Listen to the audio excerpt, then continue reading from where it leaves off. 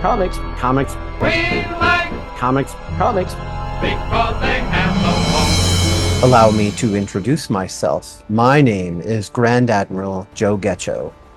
And I'm Mike White, and I'm at a different energy level than you right now. And this is the podcast We Like Comics because they have no bones. Find us on social media at Boneless Comics Podcast or on X at Boneless Comics 1. And I can tell by the way that the podcast is set up is that it is a clean comic book podcast. Yeah. And there is a lot of discussion about comics from Marvel, DC, IDW, Dark Horse, Image, and more. Also, there is currently a celebration going on for 2 years of the website at bonelesscomicspodcast.com, where you can find links to social media, listen to episodes from the homepage, and find links to after shows and other bonus content on the YouTube channel at Boneless Comics Podcast. But wherever you listen or watch, it would be in your best interest to hit subscribe and click the notification bell to get updates as we release more content. That almost sounds like a threat. My artwork for this episode is General Thrawn, as it would be for what we're reviewing, flanked by one terrified Jedi banana. It is not a threat. I do not make threats. However, what I do is make promises. Oh, okay. And looking at the artwork that you created for this episode, I can tell by the weight of each line and the expression through the art that you're not entirely certain who Thrawn is. So I will illuminate you through this review of this comic, which is the Star Wars comic, Star Wars Thrawn, adapted to comic form by Jody Houser, illustrated by Luke Ross, and published by Marvel Comics in 2018. Well, moving on, let's talk about the characters for this episode. So the first character is, of course, Thrawn, or Mitra Nuruodo, but we're going to say Thrawn. He's a member of the Chiss race, who are characterized by blue skin and red eyes. And if you want to know what that looks like, you can just look right next to me in the panel where Joe is very creepily putting his red eyes into the camera.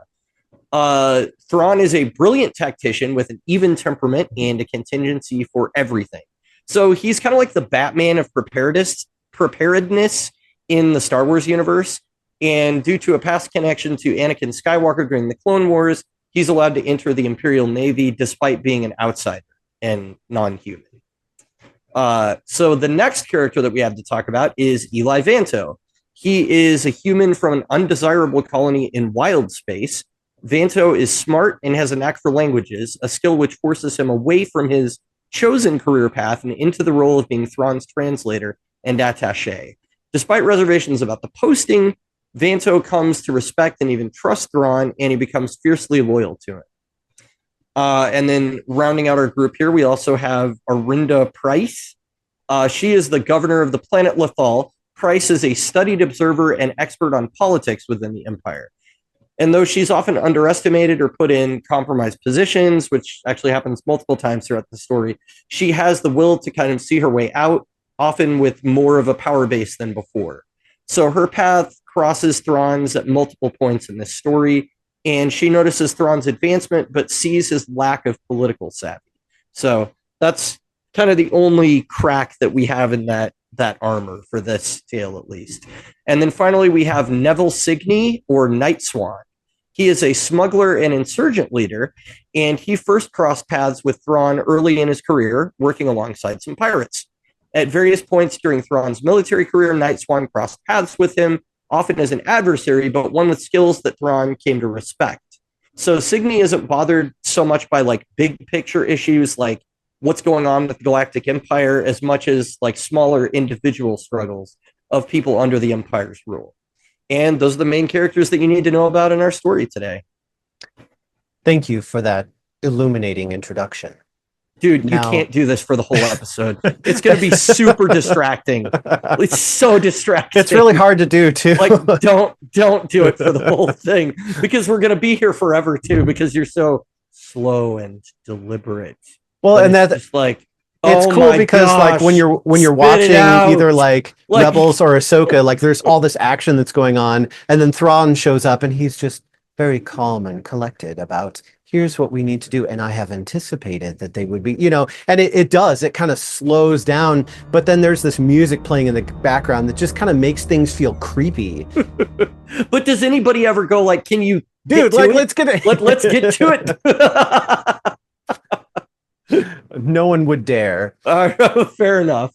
So the character of Thrawn was introduced by writer Timothy Zahn in the novel Heir to the Empire, which was published in 1991 and canonically takes place 9 years after the Battle of Yavin, where the Death Star was destroyed. That's 9 ABY. Or 5 years after the movie Star Wars Episode 6. No, not Yavin. When you fight Yavin, we will help you. Yavin. We're approaching the planet Yavin. The rebel base is on a moon on the far side. 5 years after Star Wars Episode 6, Return of the Jedi.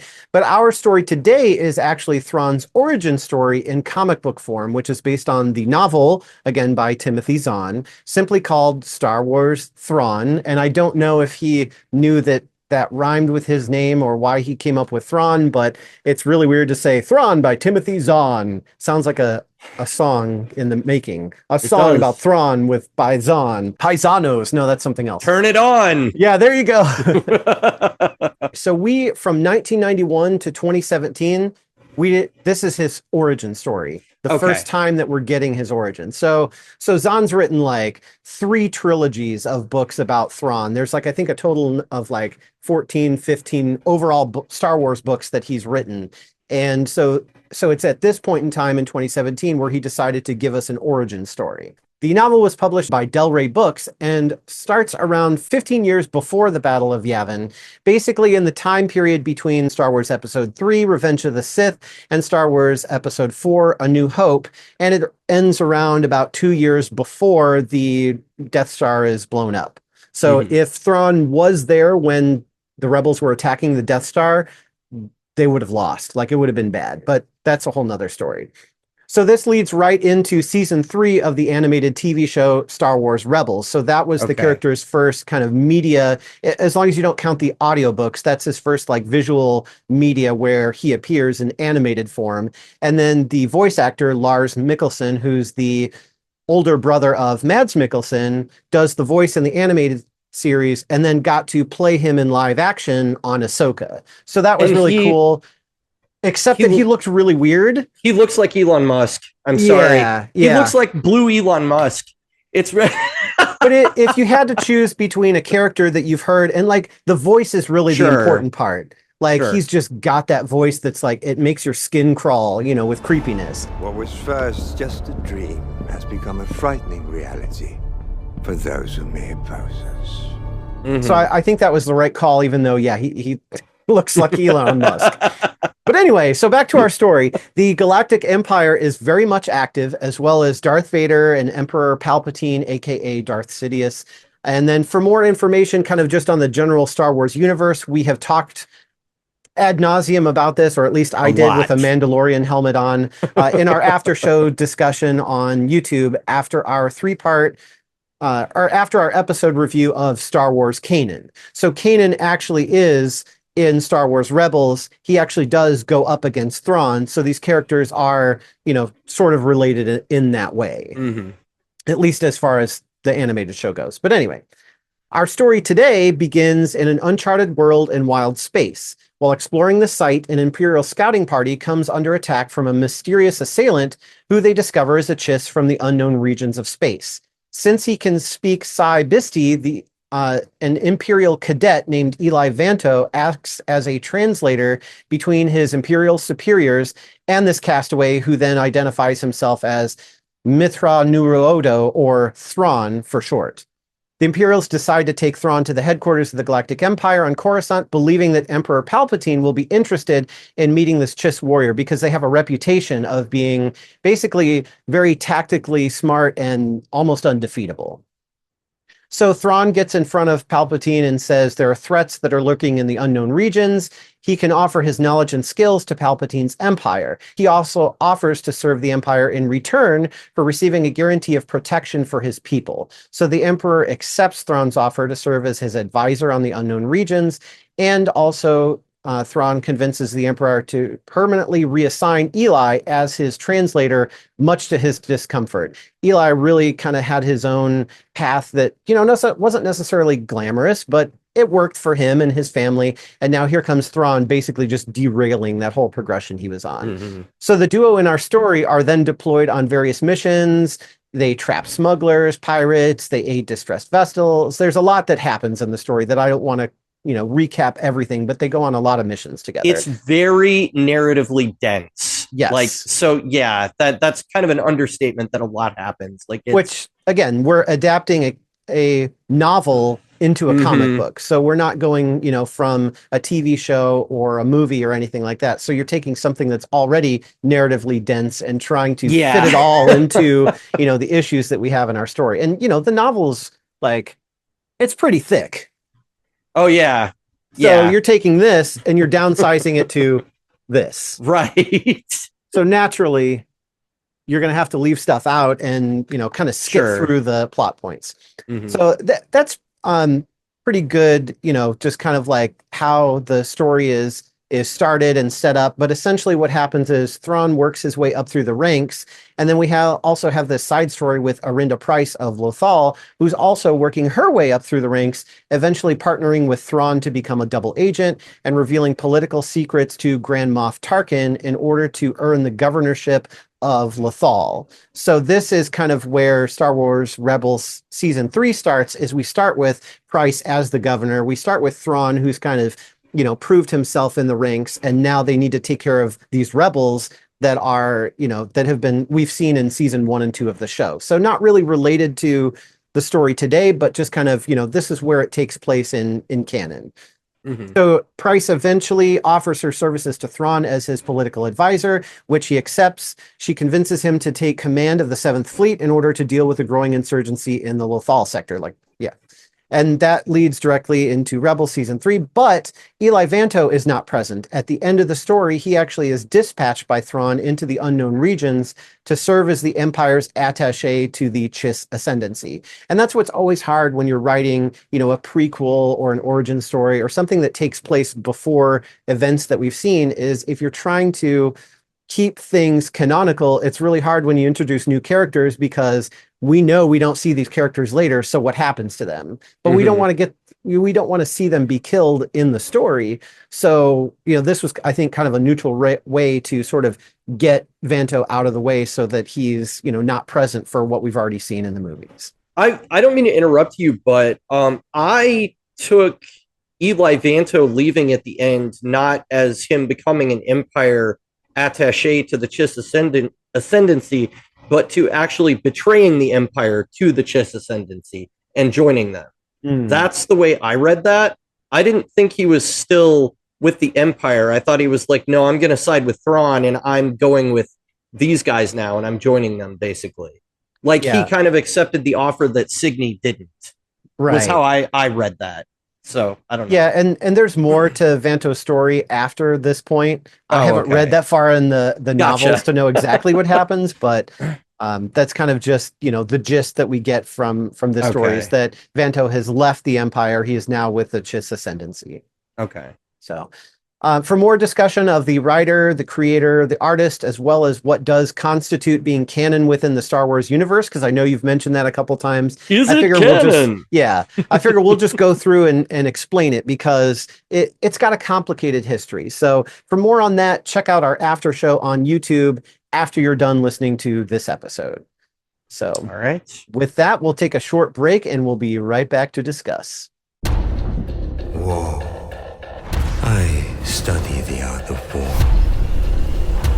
Work to perfect it. To defeat an enemy, you must know them. I will pull the rebels apart, piece by piece. They'll be the architects of their own destruction. Now that you have had time to understand our character and the story a bit more, what questions do you have? I actually have a lot of questions, not being as familiar with Star Wars or you personally as you are.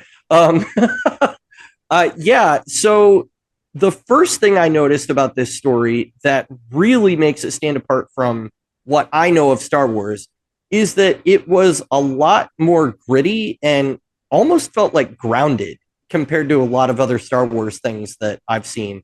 There was a lot of discussion of technology. There was a lot of discussion of like political backdoor dealings and things of that nature.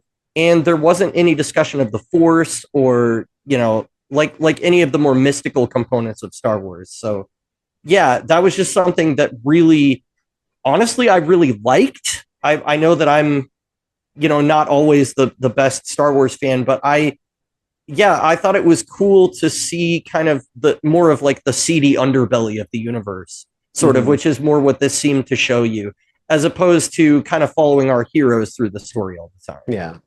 And I think as far as adaptations go, they did a really good job hitting all the story beats and retelling the story in a way that captured the original intent of the novel, because that's totally what, you know, Timothy Zahn's writing style is it's very intelligent. Thrawn he's not just like, how in the world did he know that? But Thrawn actually explains how he was able to derive this information. He's almost like a Sherlock Holmes type character, where he sees the connections, and he has this whole thing about he studies artwork of various civilizations, like their sculptures, their paintings, their music, and everything. And you don't really see that in this story, but other stories, that's how he's able to kind of anticipate his enemies' movements, is he understands their history and their culture and what their kind of natural tendencies are, and that allows him to predict within a certain, you know, probability that, you know, these are the decisions that they're going to make. Oh, they don't typically leave people behind. Oh, they usually, you know, turn tail and run at the first sign of conflict, you know, those kinds of things. So he's able to anticipate what they're going to do. And so then very calmly, very cold and collected and calculating, he will then say, all right, here's what we're going to do. And a lot of people have a hard time kind of understanding, you know, why are you making us leave a ship over here unprotected? It makes no sense. And then later they're just like, whoa, that was really, you know, that was really nefarious to leave that ship there. And then when the rebels arrived, you know, we ambushed them or whatever it is. Had a billion TIE fighters come out of it. Yeah. So you have a Star Destroyer, and they just start swarming. So that's really much the tone of his books. I haven't read them all, but I'm getting into reading them. I've read the first one. I've read Heir to the Empire, and obviously I've read this one. So I'm starting to get caught up on kind of just more of, you know, Thrawn, but also the Star Wars expanded universe, which is what it's called now. And we'll go into this in our canon discussion in the after show, but I can really see why a lot of Star Wars fans are angry at Disney. And it's kind of, I think you guys have a point here, because you can tell, like, just right off the bat, you're like, this is not what I expect from Star Wars. Like, this is really well written. And when you look at the movies that we've had recently, not as much there. It feels like it's not aimed at a younger audience. It's aimed at people that have seen Star Wars movies in maybe the 70s and the 90s, and then they've grown up, and now we're kind of marketing to this more mature audience that has grown up with that fandom. And that was definitely the impression that I got from reading this whole story. I did wonder if it was kind of a difficult writing assignment for Jody Houser, though, because I know you've sent me a few screenshots, and not to spoil me on anything or whatever, but of you actually reading the novel, and it looked like the dialogue was a 1-to-1 translation. So I actually wondered, like, how much freedom did Jody have, or did Houser have within this storyline to expand or compress things? And did she come into it with an editor going, these are the story points that you have to hit? And so she was just kind of transcribing the dialogue 1-to-1. Yeah. I mean, I guess you can get into, like, her function could be to instruct the artist on what to show more and maybe things like that. But I was just thinking about it while I was reading it. I was like, this must have been kind of a frustrating assignment as a writer, as far as, like, you have to stick to this very slavishly. You know? I thought the same thing as you, but in the after show, you'll find out that she actually, this is what she does. Like, really? She adapts licensed products or licensed media from, books or TV shows and movies Mhm. into like story or comic form. So I think in her point in her career, this was kind of another like, okay, I'm going to take something and make it into something else. So Translate it to a different yeah. medium, basically. So I think you're right in that she had to take, okay, here's this story. How do I compress it, but also tell it in a way that gives you all of the facts? Because Zahn's writing style really has a lot of simultaneous stories that are going on. Like sometimes they're broken up by chapter, or sometimes there's just a bunch of space between one paragraph and the next section of paragraphs. And we're going from one end of the galaxy now telling a story on the other side of the galaxy. So through the novel, you get, here's what Thrawn's doing. And then after Thrawn, you're like, okay, Sure. here's what Price is doing. And then Thrawn, and then Right. Price. And then eventually they meet up and now their stories intertwine. So it would have been really hard to, okay, you have to show enough of what's going on, but not take up too much page space that now you've run out of space at the end and you have to rush the ending. So I Right. think it would be really hard from a planning perspective, but I think that this was successful because she had experience and was able to plan it out. Yeah. Because you really get the major story beats. There's a couple transitions I felt were a little jerky, where maybe they could have given you a little bit more context before they started going into the story. But other than that, like I thought it was a good retelling of the story. I think Governor Price's story for me felt largely disconnected from what was happening with Thrawn for most of the comic.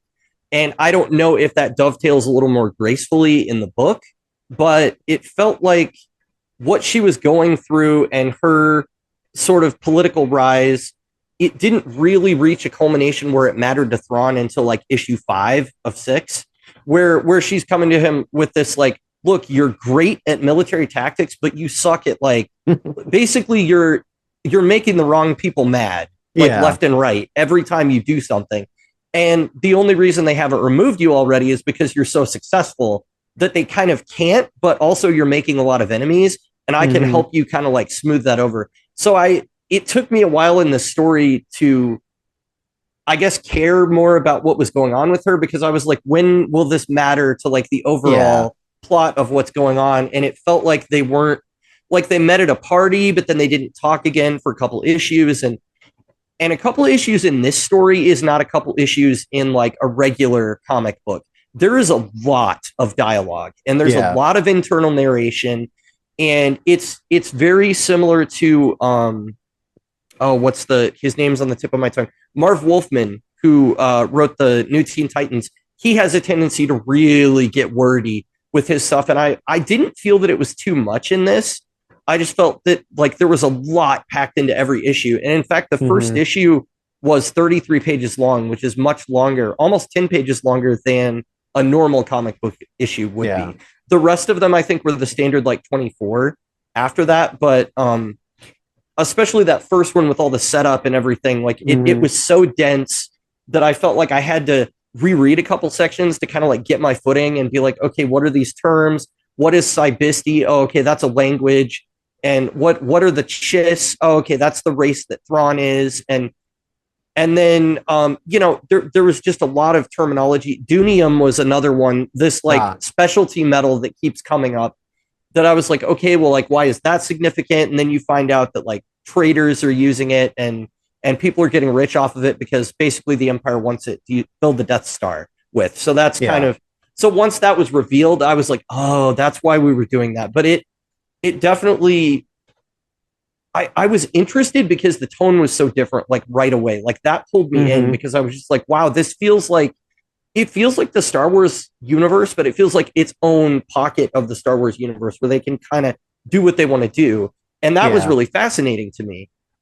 It was just, there was a lot of terminology and stuff that I needed to catch up to. So, well, and that's what makes this a really good adaptation, is most of what you said is really the same thing I got from reading the novel version. The only thing is, like, since you have more time and it's supposed to be, dialogue heavy, because that's all it is. It's a book with writing or no pictures. You get a little more time to kind of understand things a little bit more. But I did feel at the beginning, I was like, okay, I do care about Governor Price because she's kind of a major character on Star Wars Rebels, but as far as like what she's doing in some of the situations, I found myself during the novel going, how is this really important? Like, what does this really do? I mean, but the idea is to kind of show that like she starts off, she's stumbling through trying to figure out where she fits in, and she then dives into the world of, blackmail and extortion and, basically turning her friends in for, just like being a double agent. And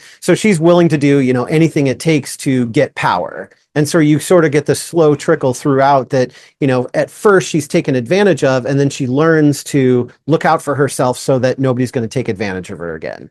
Yeah, so it is. I did feel like her character development was very well realized through the story, as far as us seeing in the beginning, she's part of this mining consortium on Lothal, and the Empire is going to come in and take it over, or there's this mega corporation that's going to take it over, and those are kind of like her two options.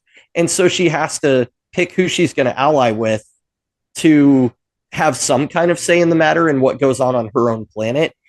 And that was kind of like her first compromise, because at first she's like, no way, we're not selling. And they're like, well, we have your parents in prison and they won't be let out until you basically agree to sell to us. And the reason that her parents are in prison, you don't get it in the comic, but in the novel, is because Price sold them out. She was able to get a job on Coruscant by giving them up. So yeah, even her own parents. Okay. But then she rescues them later. So yeah, she does rescue them later. So yeah, we don't see that in the comic. So I wasn't aware that she sold out her own parents. She does sell out her friends at one point. Yeah. That she had made on one of the worlds, but it kind of seemed like a situation where like they were trying to screw her and she just was able to screw them first, basically. Like they were already going to stab her in the back. And of course, when she catches them, they're like, no, we were really your friends, and all that. But she was an interesting character. It took me a while to feel like she was relevant to the plot, I guess. So it's interesting that was the same for the novel, know. So with all the world building that was happening in this, like we've introduced the Chiss, who are an alien race that we haven't seen before. The Chiss Ascendancy, which I guess is their version of the Empire, their Romulan Star Empire, whatever it is. That's been introduced. They also talked about the unknown alien protocols, which was something really fascinating to me because I've never seen something like that in Star Wars before.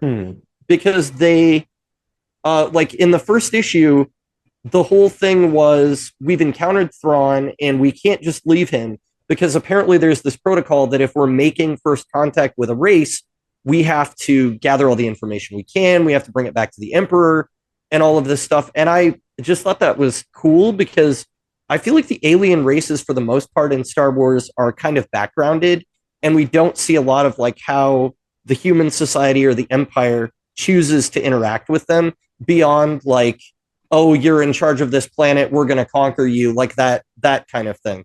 But it was interesting that they actually have like a protocol in place for exploration.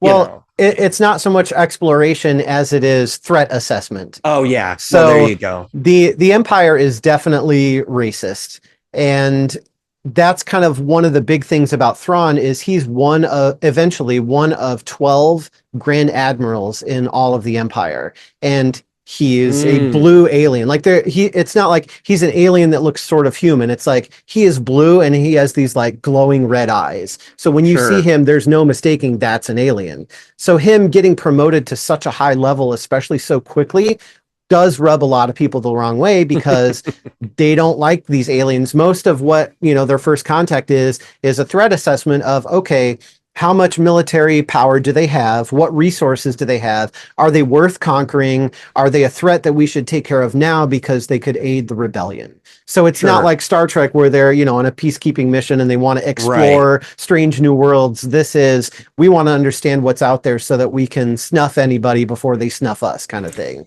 Yeah, much different than we're making contact with the species, so we want to be really careful that we don't like upset their natural development and all that kind of thing. This is more like, are they going to be a threat to the Empire? So let's find out everything we can. And that's where it was interesting to me that seemed to override any other concern when they were on the planet at the very beginning, because they were in some danger. I mean, he had captured one of their ships already. There were several of their stormtroopers that had gone missing and all of that. And one of the commanders was like, I just as soon like get out of here and leave this situation alone. And then another one was like, well, but the unknown alien protocols, we have to stay. Like that kind of overrides everything. So that was just interesting to me that it was such a high priority for them. Well, in the Empire is a military organization, and it's a military by might and force. So if you if you're brought up on insubordination, you don't get a slap on the wrist, you don't get a write-up, HR doesn't call you for a meeting. A lot of times you get executed on the spot. So following the rules is not necessarily always, something they want to do, but fear of being executed makes them, more motivated to follow the rules. Sure. You mentioned something about them being racist earlier, and so that was another section that really surprised me in this, because apparently there's, at least on the books, something about being racist towards other alien cultures. Now, the individual stormtroopers and the various people in the Imperial Navy don't necessarily live that out, but there was some lip service paid to that early in the story, and I'm kind of surprised that the Emperor would even bother putting something like that on the books. So that shocked me a little bit, because they said something about like, well, they can't discriminate against you openly, but they'll do things to like set traps for you, and that's how he gets involved in the card game at the beginning, where the people they're trying to trap him basically, and get him in trouble. They are a corrupt organization, but the corruption is very controlled. So it's the chancellor, the supreme chancellor, who has all of the power, and the only power that other people have is really just whatever power is allowed, down through the chain. So, people still have to follow rules, because otherwise there would be chaos. And Palpatine wants to have order. He wants to have everything structured and controlled. So he does implement these rules that they seem like they would be a good thing, like, protecting a certain class, but it's really just to make sure that he doesn't have his own civil war that he has to deal with. Like, that makes sense. Wants to keep his lens focused on everybody else, and this is my empire, so I want everybody to get along within my empire. So but there are no training classes on, peaceful understanding or anything like that. It's, you don't harass an alien who is your superior. And if you do, there are extreme consequences that will befall you if you do. So it's kind of, just very rigid like that. Yeah. Well, it makes sense. It caught me off guard, knowing kind of the nature of this is like, my picture of the Empire is this brutal regime. And I didn't think about, well, yeah, they have to have rules, don't they, to operate efficiently and to be able to actually be an effective society. So, well, and that's kind of what Thrawn plays into, is when he is in front of Palpatine, he's explaining like, hey, I have knowledge that would be very beneficial to you. And they have this conversation about, okay, that would be beneficial to me, but what do you get out of it? And how do I ensure your loyalty? Because you're always going to be loyal to your own people. And so if a situation comes up where you have to choose between my empire and your people, then obviously you're going to choose your people. And that's sort of what kind of brings them into, all right, well, let's make you an officer, because you've sworn your loyalty that if you become an officer and you gain rank, then you will prioritize the empire, because that's your assignment. So that's kind of what gives Palpatine the confidence of, this guy's not going to go rogue or betray me. And it gives Thrawn sort of the in to, learn about everything that's going on, because they call it like the Outer Rim and the unknown regions, but that's according to the Empire. It's the other way around for Thrawn and the Chiss Ascendancy. And I don't know if they spell it out in the comic or not, but the whole thing about like, oh, my people exiled me because of preemptive strikes and blah, blah, blah was completely a lie. Yeah, they do. They don't elaborate on that a lot, but they mentioned it. They do get to at the end that he wasn't exiled. It was an intentional thing made to look like exile, where he was only stranded on the planet for like a few months, I guess. And so that shows us that he can be deceptive, and he can have ulterior motives, but say something else, instead. So it kind of goes on with, he serves the Empire, but at the same time, like, he's there for a specific reason to kind of learn and understand. And through that, go on these assignments to eliminate the rebels. And I think he takes a certain amount of satisfaction in, using his tactical knowledge to put out these firefights and climb the ranks and things like that. So it's sort of like a, dual, but then like a not really a dual role, because he's not actively doing anything for the Chiss ascendancy. He's more just 100% for the Empire, and he lets that show so that everybody gets used to, okay, this is an Empire guy through and through, and they don't think of him as, somebody who may betray them. Well, of course, on the surface, that is true until Right. you learn, I think it's not to the last issue, that his entire career has been basically reconnaissance for the Chiss, and that he's been using, every time he gets a rank up, he gets access to more information. He finds out about the Death Star before it goes live. Like, he knows all these things about the inner workings of the Empire. And so that was a good reveal. But my problem with it is I felt like I didn't know what motivated him until the story was almost over. And I felt like for most of the story, and this is the way it's structured, and probably intentionally, but there's a lot of focus on other characters and their thoughts about him, but we don't get his internal thoughts during the comic book. I don't know how they do it in the novel. Maybe you get his thought process in the novel, but in the comic, you get Vanto's thoughts about him a lot of narration there. You get, what's her name? Price, her thoughts about him in multiple scenes where they have like the boxes that are like what she's thinking, but we never really get inside his head until he actually says out loud, no, I'm not working for the Empire. I'm doing recon for the Chiss.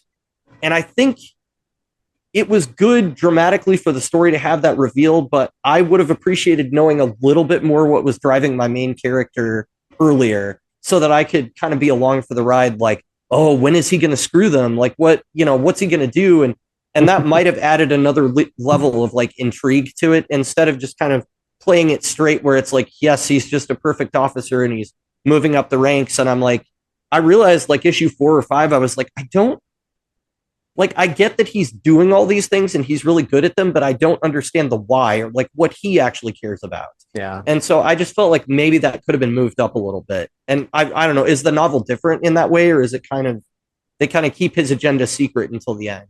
It's kind of like that, and it's part of the mystery and intrigue, right, of the character of, you don't want to give too many cards away at the beginning, so it's like you're fooling the reader by saying, oh yeah, he's an exile, and so it makes sense, and so you sort of put that off in your brain of like, well, he's here and he's climbing through the ranks because where else is he going to go? And he has this tactical knowledge that he probably enjoys using, or is at least so ingrained in him that he can't help himself, that it only makes sense that he would climb the ranks in a military organization. So I think the idea is to lead you astray, making you think that he's on your side, and then later finding out, well, actually, he still does serve the Chiss, and he's, tried and true to their organization.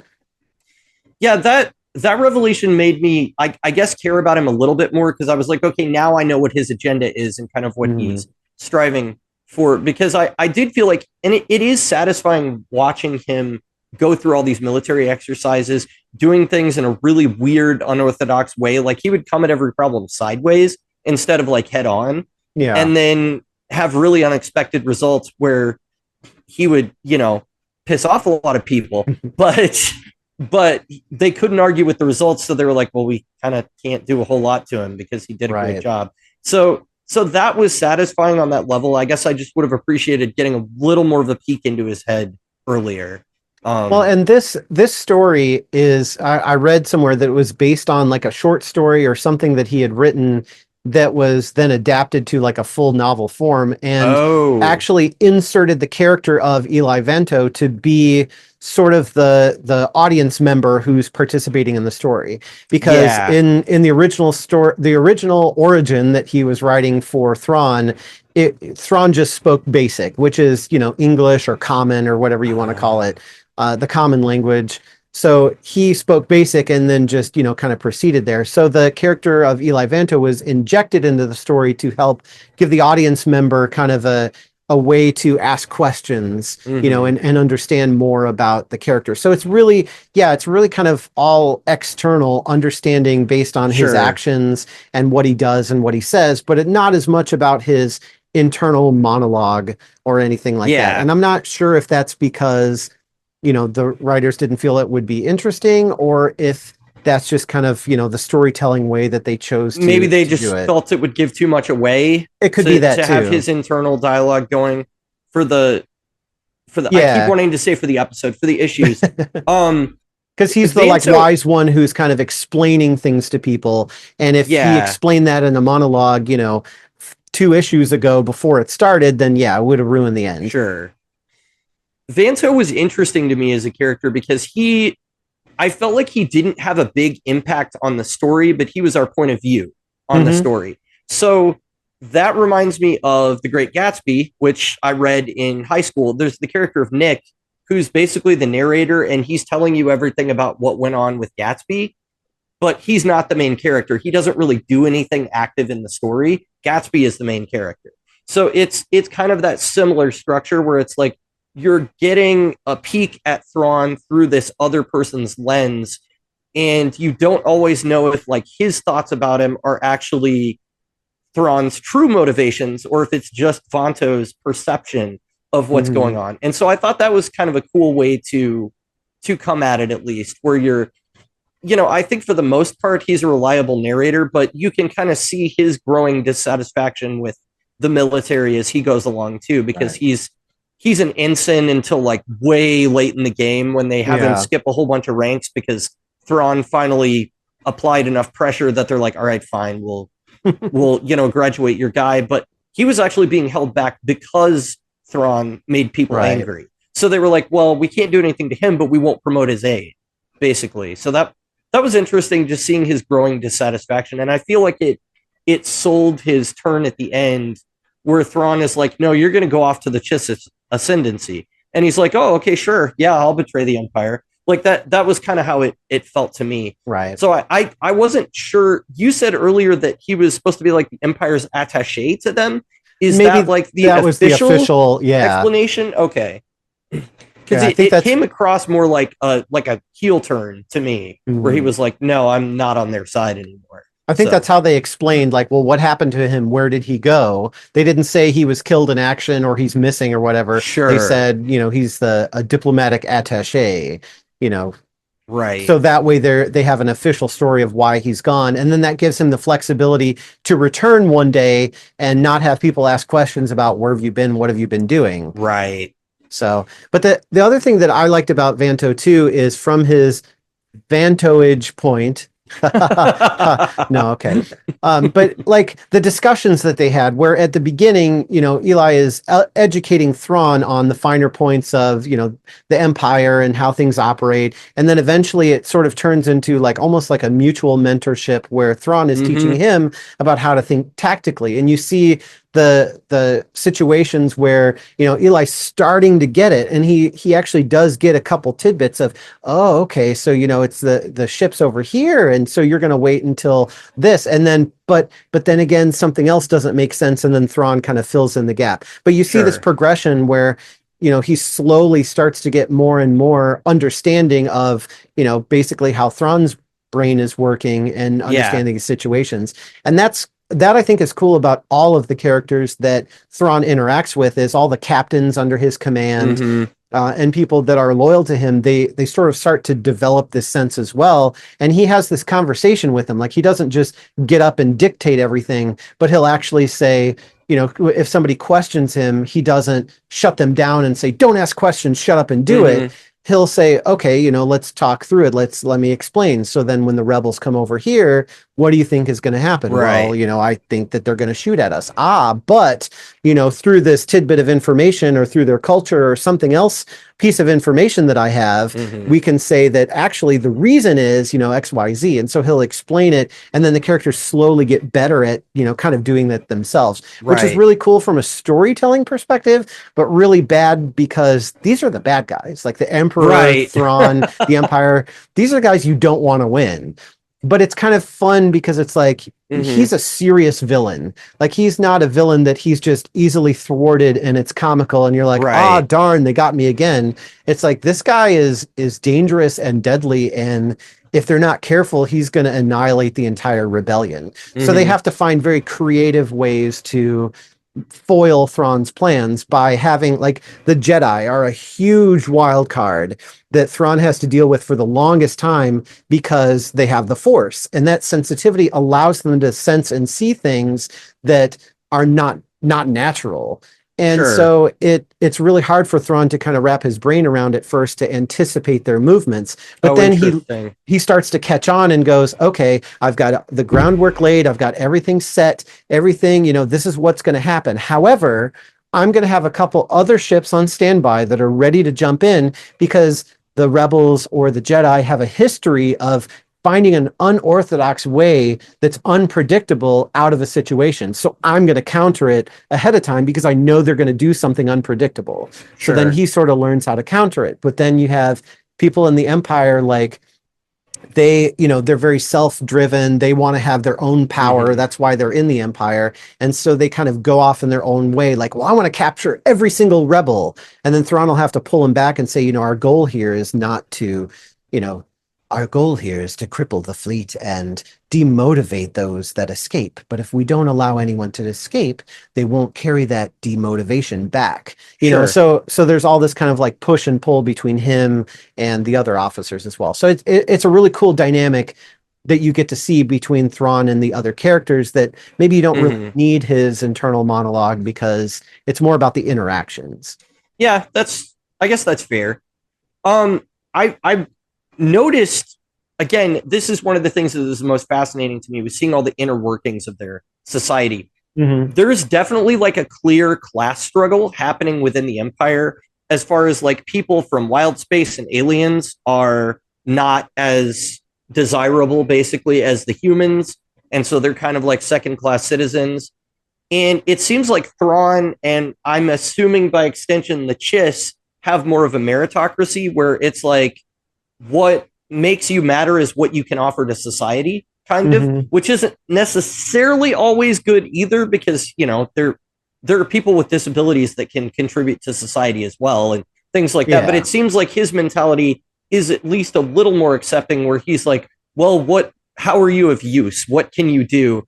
And because of that, he seems to value life a little bit more than like the Empire at large, or at least that was something I noticed. As long as you're useful. Exactly. There's, I think it's an Heir to the Empire. There's a guy who's working on the tractor beam who totally botches up tractoring, I don't know, some rebel ship or something, and they get away. And so Thrawn, like, it's a situation where the person who's in command would be furious and start executing people left and right. But Thrawn is very cold and calculating, and he's asking, okay, do you know how to operate this tractor beam? Do you understand the assignment and what was given to you? And then he actually goes to the guy's commanding officer and says, did you train him? Did you show him all the proper steps? Wow. And eventually he does execute the officer that was operating the tractor beam because it was incompetence. And he's like, I don't have room for incompetence here. That's not useful to me. So it's kind of like a he kind of does value life more,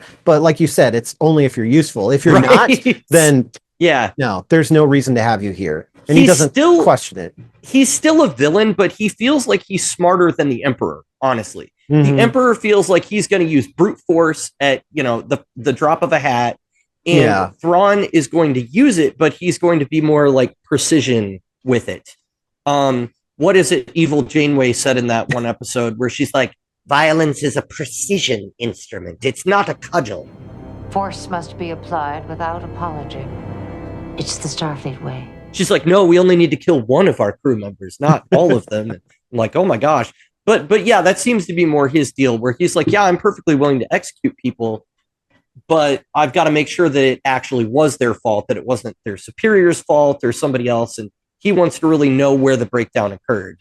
Right. So I don't know. Precision. He's all about efficiency, I guess. But it was interesting because that put him at odds with any kind of class warfare that was happening within the Empire, because he's like, I don't really care if you're an alien or if you're somebody that came from a mining colony or just a translator. If you can be useful to me, then you're on my team, basically. Right. So everything's a resource to be exploited or used, or even just to get more information. Right.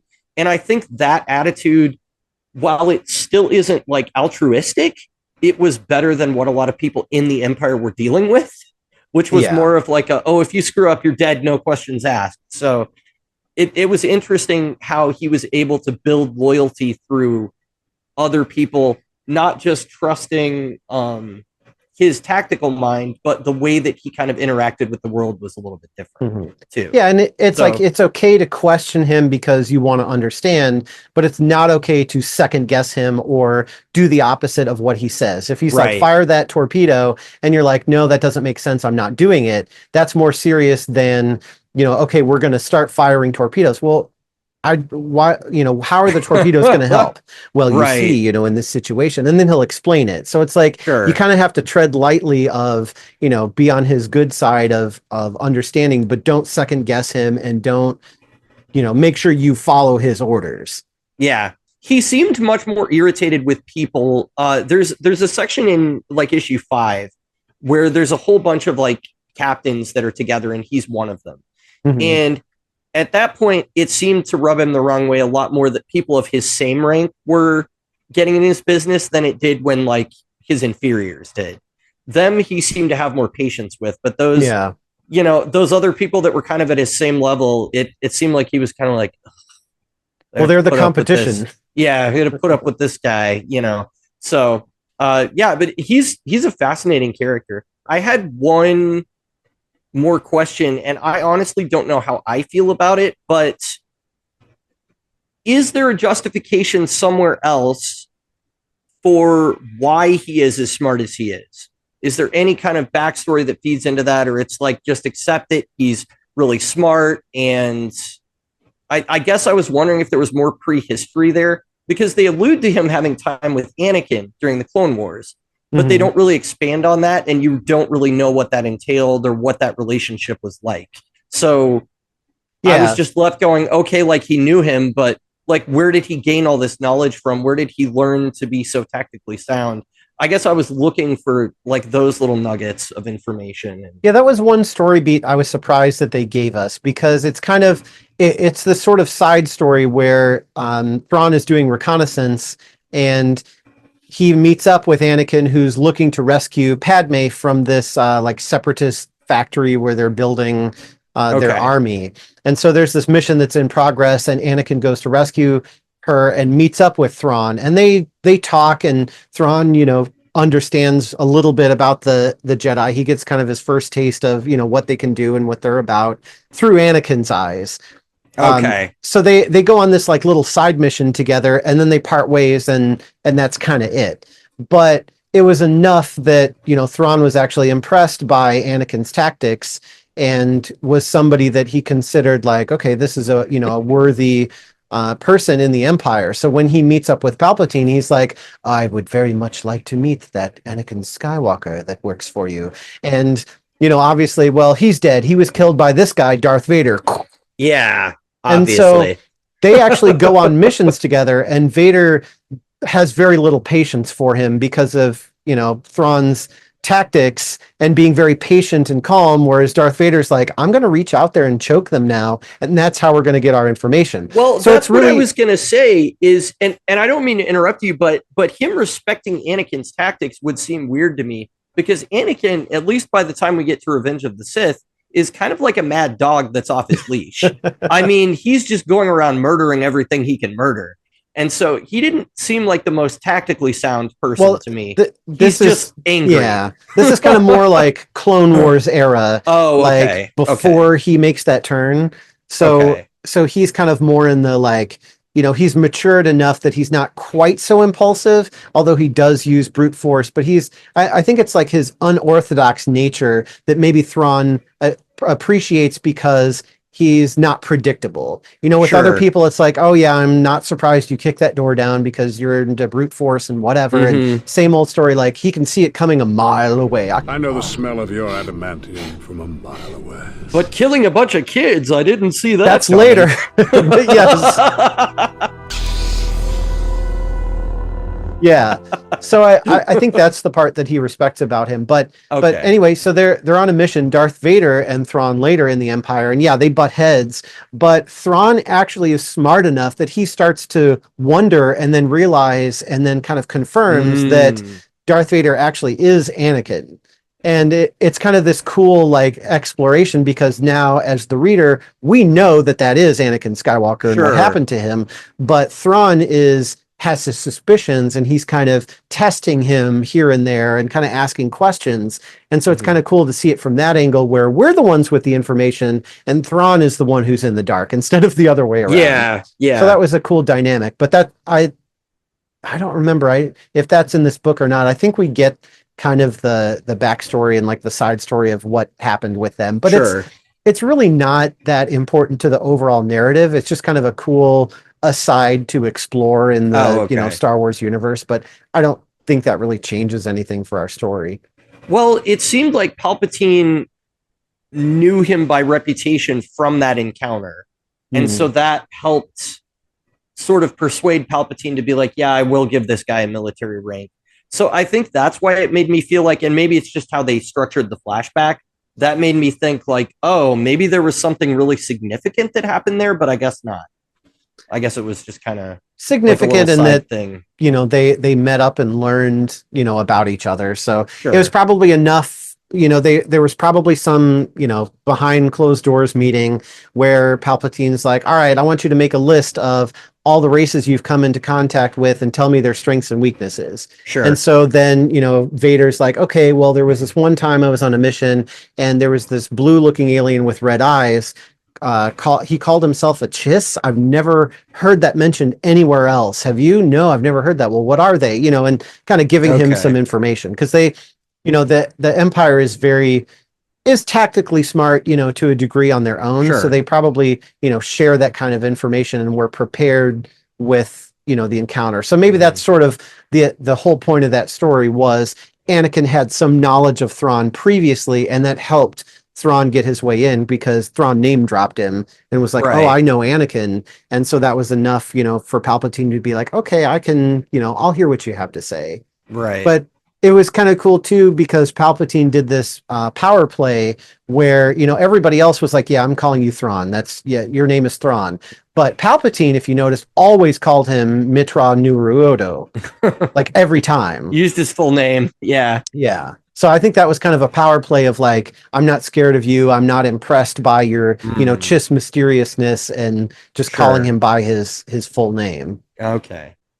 Well, I had one more thing in my notes that I wanted to talk about, but I actually think it's going to make more sense in final thoughts. Well, I had one question of, just kind of from your perspective, like, and we've talked about what you liked and kind of what you didn't like about the story, but what about the artwork? Like, did you think that the artwork contributed to the story, or was it hard to pay attention to because of all the narration? So the artwork was perfectly serviceable. I didn't really have any issues with it.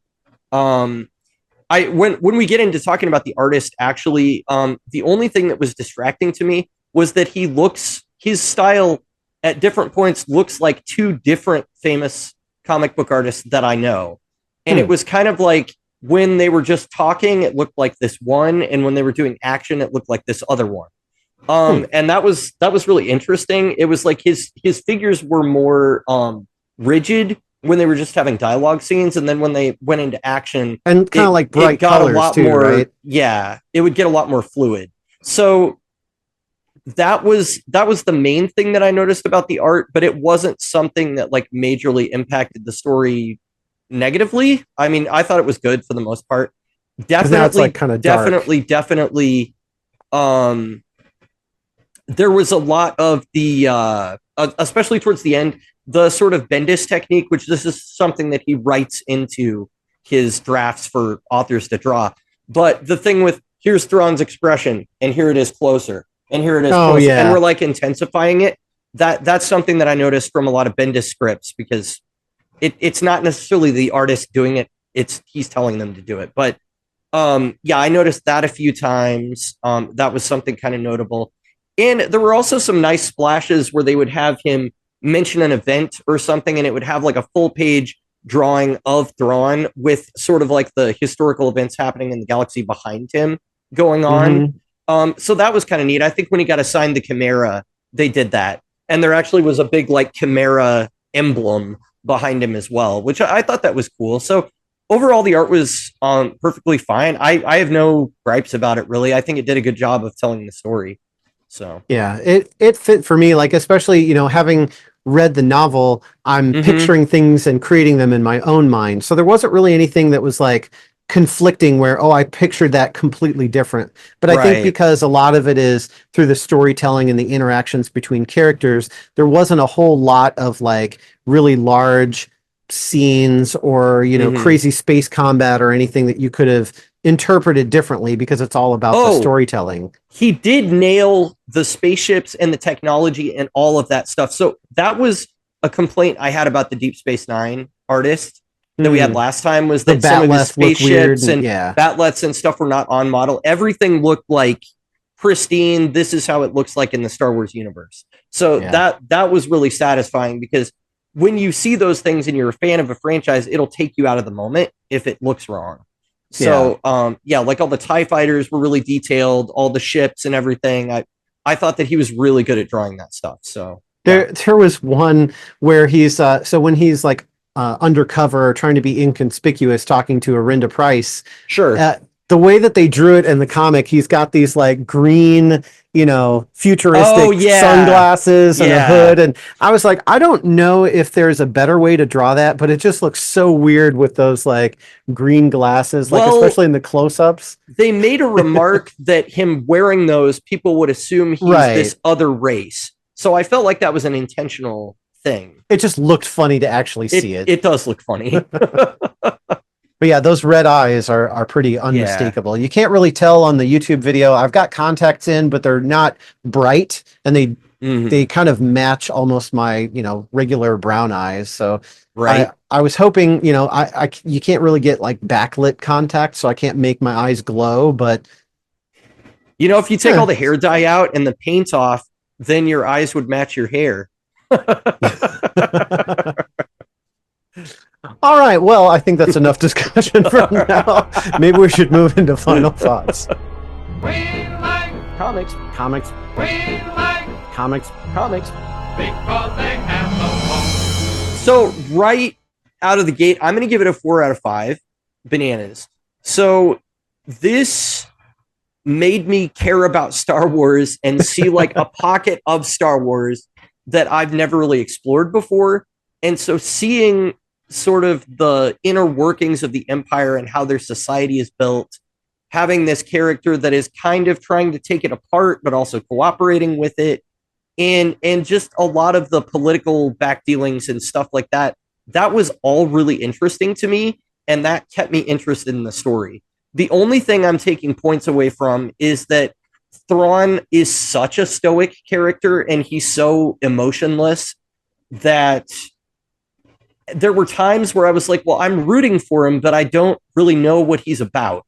Like, I don't really get what his deal is. And it wasn't until like the very end that, they started to get at that. He started to get a little bit more interesting when there was a little bit of a crack in his facade, when they're like, maybe he's obsessed with this Night Swan guy and he's not being objective and stuff. And I was like, oh, maybe there is like, a little bit of a problem there. That would be interesting for him to have at least some flaw.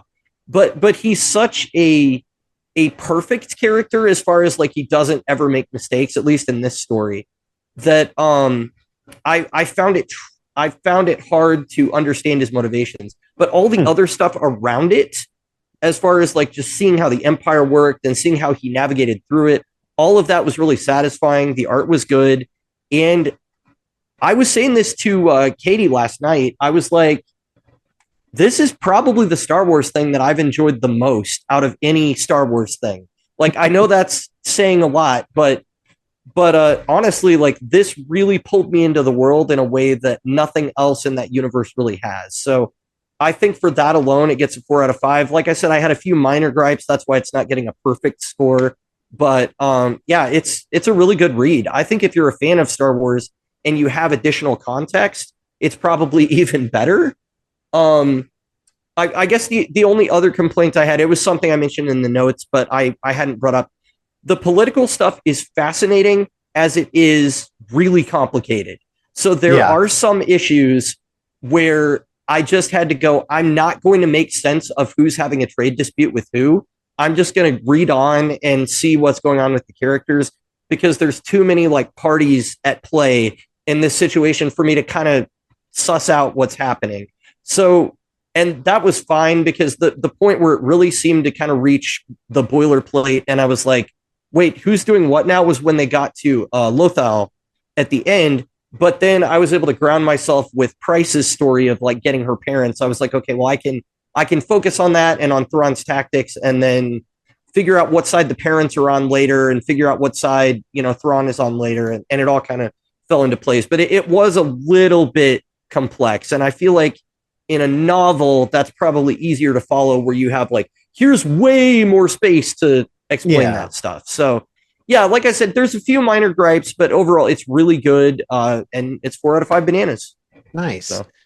So my rating, I was originally going to go with a 4.5 bananas, because I really enjoyed this, and I thought that Jody did such a great job of taking a gigantic novel and compressing it into a comic book form that made it not only enjoyable, but also captured the intent of the original writing by a different author. That's got to be like a really hard job to do.